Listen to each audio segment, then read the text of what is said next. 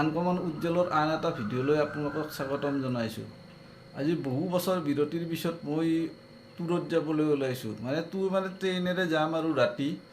এতিয়া তাৰ ওপৰত এটা ভিডিঅ' বনাম বুলি ভাবিছোঁ। যদি আপোনালোকে ইচ্ছা কৰে ভিডিঅ'টো চাব পাৰে।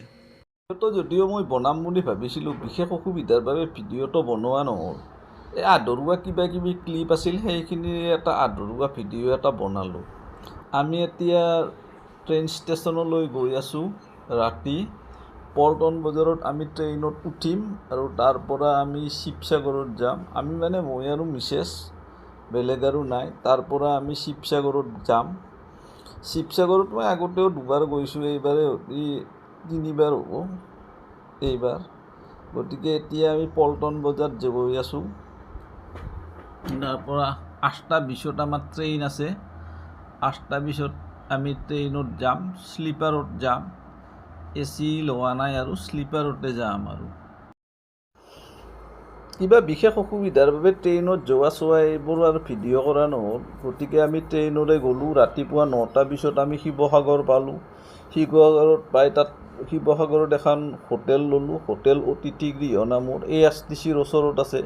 ভাল হোটেল, পাৰ নাইট 1500 কৰি ল'লে হোটেলখনত। তাতে থাকিলোঁ। সেইবিলাক আৰু ভিডিঅ' আৰু নকৰিলোঁ। হোটেলত অলপ সময় ৰেষ্ট ল'লোঁ। ৰেষ্ট লৈ আমি পিছবেলা তলাতল ঘৰ চাবলৈ আহিলোঁ।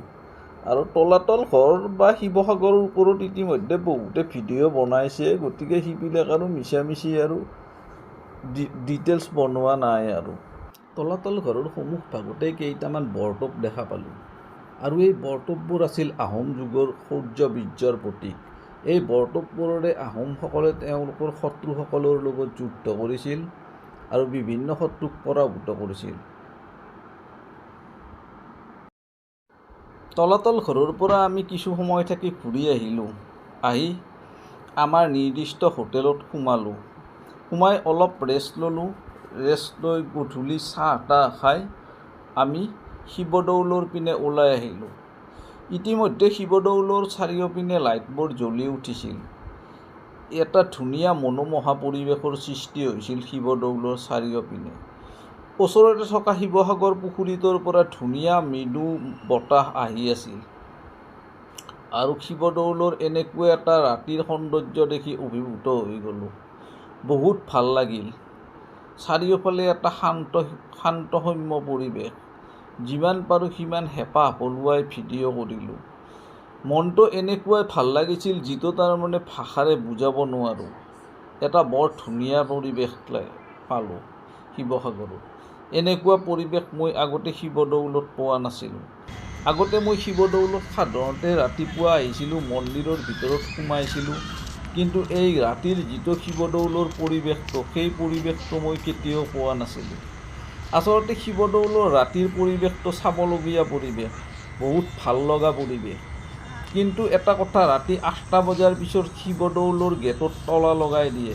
সেইকাৰণে আমাক ওচৰত থকা শিৱদৌলৰ কাম কৰা মানুহ এজনে সকলো মানুহকে ক'লে যে 8 বাজিব হৈছে, আপোনালোকে অনুগ্ৰহ কৰি ওলাই আহক। তথাপিও আমাৰ মনে মনা নাছিল। আমি যিমান পাৰোঁ তাতে ফটো উঠিলোঁ, ভিডিঅ' কৰিলোঁ। কিন্তু উপায় নাই আৰু। লাহে লাহে আমি শিৱদৌলৰ পৰা 8 বজাৰ আগে আগে ওলাই আহিবলৈ চেষ্টা কৰিলোঁ আৰু ওলাই আহিলোঁ। এইখন এখন শিৱসাগৰৰ গাঁও। আচলতে মই শিৱসাগৰলৈ অহা এই গাঁওখনলৈ আহিছোঁ। এই গাঁওখনৰ লগত মোৰ বহু দিনৰ পৰাই সম্পৰ্ক আছে। আচলতে আপোনালোকে বোধহয় শুনিছে, এখন বিস্ময় নামৰ আগতে আলোচনী আছিল। আৰু সেই অসমৰ বিখ্যাত আলোচনী আছিল বিস্ময়খন। আৰু এই বিস্ময়ত এটা পত্ৰবন্ধু নামৰ এটা শিতান আছিল। আৰু সেই পত্ৰবন্ধুৰ শিতানৰ পৰা 1998-99 চনতে এই গাঁওখনৰ এজনী ছোৱালীৰ লগত মোৰ বন্ধুত্ব হৈছিল। তেতিয়া তাই হাইস্কুলত নে কি পঢ়ি আছিল আৰু মই BA পাছ কৰি উঠিছিলোঁ। আৰু সেই বন্ধুত্বটো আজি মোটামুটি কিমান বছৰ হ'ল, এতিয়ালৈ আমাৰ অটুট আছে সেই বন্ধুত্বটো।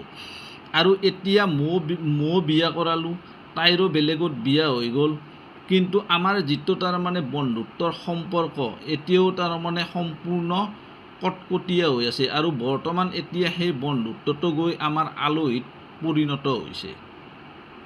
আৰু এই গাঁওখনতেই তাইৰ মাক থাকে, তাইৰ খুৰাহঁত থাকে আৰু সিহঁতৰ যিবিলাক ৰিলেটিভছ আছে, দেউতাকৰ বংশৰ মানুহ, সকলোবোৰ এই গাঁওখনতে থাকে। আৰু তাইৰ মাও এতিয়া মোৰ নিজৰ মাৰ দৰে, মা এতিয়া অকলে থাকে। তাইৰ দেউতাকৰ যোৱা বছৰ ঢুকাল, গতিকে তাইৰ মাকৰ খবৰ লোৱাৰ কাৰণে আমি এই গাঁওখনত আহিছোঁ। কিন্তু তাইৰ এতিয়া গুৱাহাটীত বিয়া হ'ল, তাইও গুৱাহাটীত থাকে। মাক খুৰাহঁতৰ যিহেতু ওচৰতে থাকে, সেনেকৈ মাক ইয়াতে অকলে থাকে। আৰু তেওঁলোক এতিয়া তাৰমানে মোৰ সম্পূৰ্ণ ঘৰৰ মানুহৰ দৰে। ইয়াতে আগতেও মই আহিছিলোঁ, 2008 চনত এবাৰ আহিছিলোঁ, যেতিয়া মই তাইক প্ৰথম দেখা কৰিছিলোঁ।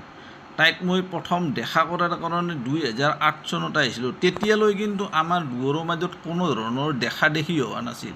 আৰু 2008 চনতে তাইও মোক প্ৰথম দেখিছিল আৰু ময়ো তাইক দেখিছিলোঁ 98-99 পিছত। সম্পূৰ্ণ 10 বছৰৰ মূৰত আমাৰ দুয়োৰে মাজত তাৰমানে দেখা দেখি হৈছিল। মানে কিবা ভাবি চালি চিনেমাৰ কাহিনীৰ দৰে লাগে আৰু। কিন্তু আমাৰ বন্ধুত্বটো এতিয়াও আমি দুয়ো কি কৰি ৰাখিছোঁ, সজীৱ কৰি ৰাখিছোঁ। আৰু মই যদিও শিৱসাগৰলৈ দুবাৰ আহিছিলোঁ, কিন্তু চৰাইদেউৰ মৈদাম চোৱাৰ সুযোগ পোৱা নাছিলোঁ। আৰু সেয়েহে এইবাৰ শিৱসাগৰলৈ আহোঁতে চৰাইদেউৰ মৈদাম চোৱাৰ কামটো সম্পূৰ্ণ কৰিম বুলি ভাবি চৰাইদেউলৈ গুচি আহিলোঁ। মোৰ বান্ধৱীগৰাকীৰ খুৰাক, তেখেতৰ বোৱাৰী আৰু ল'ৰা ছোৱালী হালৰ সৈতে আমি চৰাইদেউৰ মৈদামলৈ আহিলোঁ। চৰাইদেউৰ মৈদামৰ সন্মুখত আহোম যুগৰ বৰতোপ দুটা আৰু এখন নাও দেখা পালোঁ। আৰু তাৰ পৰা আমি ভিতৰলৈ সোমাই গ'লোঁ। ভিতৰত মৈদামবোৰ দেখা পালোঁ। বহুত ডাঙৰ ডাঙৰ পাহাৰ সদৃশ কিছুমান মৈদাম, কিছুমান ডাঙৰ ডাঙৰ আছিল আৰু কিছুমান অলপ সৰু সৰু আছিল। কিন্তু মৈদামবোৰৰ ওপৰত উঠাটো নিষেধ আছিল। তাত লিখি থৈ দিয়া আছিল যে মৈদামত যদি কোনোবাই ওপৰত উঠে, তেখেত আইনমতে দণ্ডনীয় হ'ব। আৰু আমি মৈদামৰ পৰা পোনে পোনে আমি কাৰেংঘৰলৈ গুচি আহিলোঁ। কাৰেংঘৰটো দেখি ভাল লাগিল। আগতে মই দুবাৰ যদিও কাৰেংঘৰত আহিছিলোঁ, এইবাৰ তৃতীয়বাৰৰ বাবে আহিলোঁ। কাৰেংঘৰত আমি বহুত সময় কটালোঁ, কিন্তু আজি আমি ঘৰতো যাম। গতিকে তাৰ পৰা অলপ সময় কটাই আমি কাৰেংঘৰৰ পৰা লাহে লাহে আমি বিদায় ল'লোঁ। কাৰণ আজি আমি ৰাতি 8 বজাত নাইট ছুপাৰত উঠি আমি ঘৰত যাব লাগিব। গতিকে কাৰেংঘৰৰ পৰা ওলাই আহিলোঁ আৰু শিৱসাগৰক বাই বাই দিলোঁ। Bye bye Sivasagar.